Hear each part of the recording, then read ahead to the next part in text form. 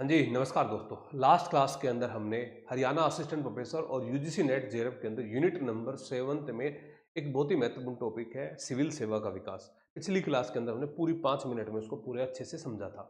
आज इसी प्रकार से रेलवे के विकास को हम बहुत ही बढ़िया तरीके से समझेंगे। देखिए दोस्तों, हम बेसिकली इसमें 4-5 फैक्ट्स को ही याद करते हैं, जैसे कि रेलवे की शुरुआत किसके समय में हुई?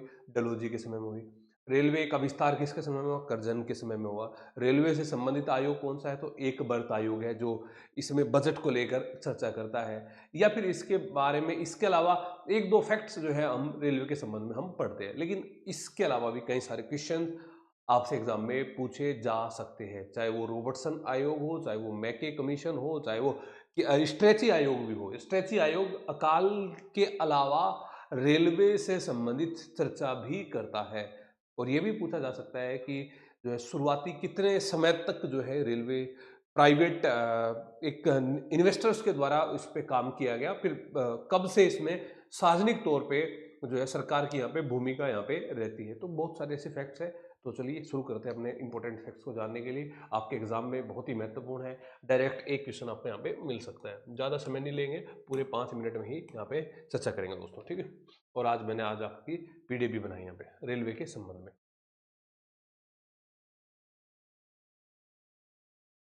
देखिए दोस्तों, बात है कि भारत में रेलों का विकास, ये कुछ स्टेटमेंट हमारी कई बार एग्जाम में आ जाती है कि कहाँ पे इसकी जानकारी मिलती है। जैसे कि सहचर एक समाचार पत्र यहाँ पे कहते हैं कि रेलवे एक हथकड़ी है, याद रखना।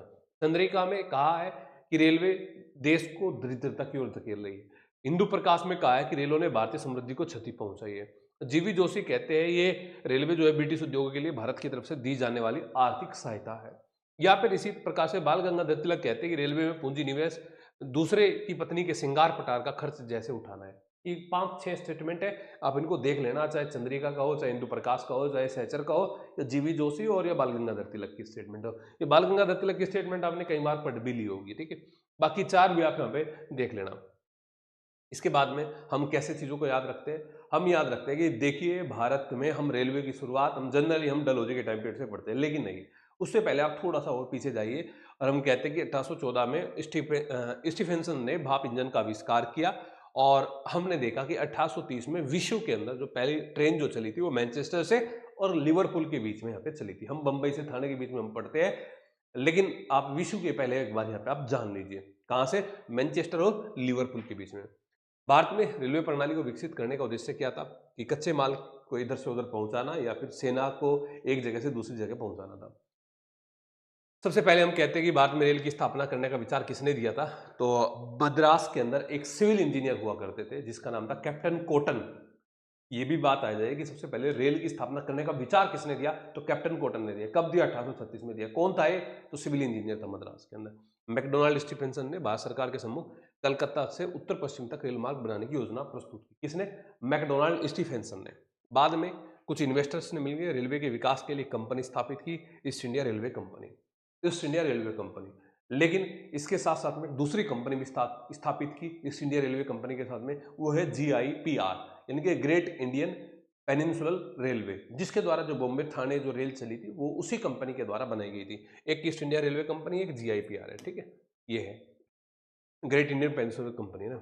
1845 में 3 प्रायोगिक रेलवे लाइन बिछाई गई। कौन कौन सी है वे? कलकत्ता से रानीगंज तक है एक, दूसरी है मद्रास से अरकोनम तक, तीसरी है बॉम्बे से कल्याण तक। तो ये भी पूछा सकता है कि निम्नलिखित में से कौन सी लाइन नहीं थी प्रायोगिक तौर पर जो बिछाई गई हो? तो 3 पता है, चौथी का आप पता कर लेना। वास्तविक रूप से 1853 में बंबई और थाने के बीच रेलवे सेवा आरंभ हुई। मैंने बताया GIPR के द्वारा इसको शुरू किया गया। चलिए आप बताइए, बंबई के कौन से थाने से ये स्टार्ट हुई थी? बंबई के कौन से थाने से स्टार्ट हुई थी? ये बॉम्बे से हम बोलते हैं जनरली, तो बॉम्बे के कौन से स्टेशन से स्टार्ट हुई थी? मेरा क्वेश्चन ये है। और अब बाद में ये भी जवाब देख लेना, क्योंकि अब आप आंसर दे रहे होंगे कि बोरीबंदर थाना वो था हमारा। एक यहाँ पे रेलवे के अंदर हम रेलवे गारंटी योजना को पढ़ते हैं। रेलवे गारंटी योजना 5% का बेनिफिट देने की बात ये करते थे। अगर देखो, आपको मान लिया 10% का मतलब सरकार को 10% का बेनिफिट हुआ है, तो क्या होता है कि 5% तो आपका फिक्स है ही। जो ऊपर का जो 5% है उनमें से 2.5% आपका, 2.5 सरकार का, ऐसे रहता है। हालांकि कभी भी रेलवे को इससे फायदा नहीं हुआ, और ये पैसा लगातार जो है भारत के मध्य से दिया जाता रहा। यही तो है drain of wealth, drain of wealth भी, और कुछ नहीं इसके अलावा, ठीक है। तो हमने यहाँ पे इसको इंपॉर्टेंट चीज़ को पढ़ लिया, इसमें आगे कुछ इतना नहीं है खास। तो हम यहाँ पे कहते हैं कि तो फिर आगे चलकर हम यहाँ पे देखते हैं कि 3 महत्वपूर्ण रेलवे कौन-कौन सी थी 19वीं सदी में। तो great Indian peninsular railway, east India railway, south India railway. Curzon के टाइम पीरियड में सर्वाधिक विस्तार हुआ। कर्जन के टाइम पीरियड में ही एक आयोग बना जिसका नाम है रॉबर्टसन आयोग। कभी पूछा जा सकता है कि रॉबर्टसन आयोग का संबंध किससे है? कर्जन से। इससे पहले कि स्ट्रेची आयोग को भी ध्यान रखना, लॉर्ड लिटन के टाइम पीरियड पे आप जनरली अकाल के संबंध में पढ़ते हैं, लेकिन उसने रेलवे के मामले में भी एक अपना सुझाव प्रस्तुत किया था कि रेलवे का ज़्यादा से ज़्यादा विस्तार हो। ये बात ध्यान रखना। इन्होंने रेलवे बोर्ड गठित करने की बात बोली थी 1907 में। जेम्स मैकी कमीशन ने रेल बजट को सामान्य बजट से अलग करने की अनुशंसा की थी। हालांकि एक बर्थ कमेटी में हम आगे चलकर पढ़ते हैं, लेकिन यहाँ पे सबसे पहले जेम्स मैकी कमीशन ने की थी। 1925 आएगा यहाँ पे। एक बर्थ की अध्यक्षता में 10 सदस्यीय समिति का गठन किया गया, जिसमें श्रीनिवास शास्त्री भी उसमें शामिल यहाँ पे हमारे थे भाई, ठीक है। और अब हम कहते हैं कि यहाँ पे एक वर्ग कमेटी के अनुसार उनकी कुछ सिफारिशें थी, जो कि यहाँ पे मान ली गई। रेलवे पर सरकार नियंत्रण रखा जाए, 5 वर्षों में 150 करोड़ रुपए व्यय किया जाए, रेल बजट को सामान्य बजट से अलग किया जाए, और ये 1925 में इसको अलग भी यहाँ पे कर दिया था भाई, ठीक है। फिर हम आगे चलकर देखते हैं कि 1925 में GIPR तथा 1929 में बर्मा रेलवे, पंजाब रेलवे आदि को सरकार के अधीन कर दिया गया। 1936 में बेजूड़ की अध्यक्षता में गठित कमेटी ने रेलवे के क्षेत्र में इंजीनियरिंग के स्तर को बढ़ाने पर जोर दिया था। इंजीनियरिंग के स्तर को बढ़ाने पर जोर दिया था। ये था भाई मामला, ठीक है। इस बात को आपने याद रखना है। इतना अगर आपने याद रख लिया कि रेलवे से एक आधा क्वेश्चन आपको यहाँ पे फंस जाएगा, ठीक है। 5% वाली बात याद रखो, बेजूड़ की बात याद रखो, रॉबर्टसन की बात याद रखो, जेम्स मैके की बात याद रखो, एकबर्थ की बात याद रखो, कर्जन की रखो, डलहौजी की रखो। ये सब चीजें आप यहाँ पे देखते रहना दोस्तों। धन्यवाद। आगे बढ़ते हैं फिर नेक्स्ट क्लास में।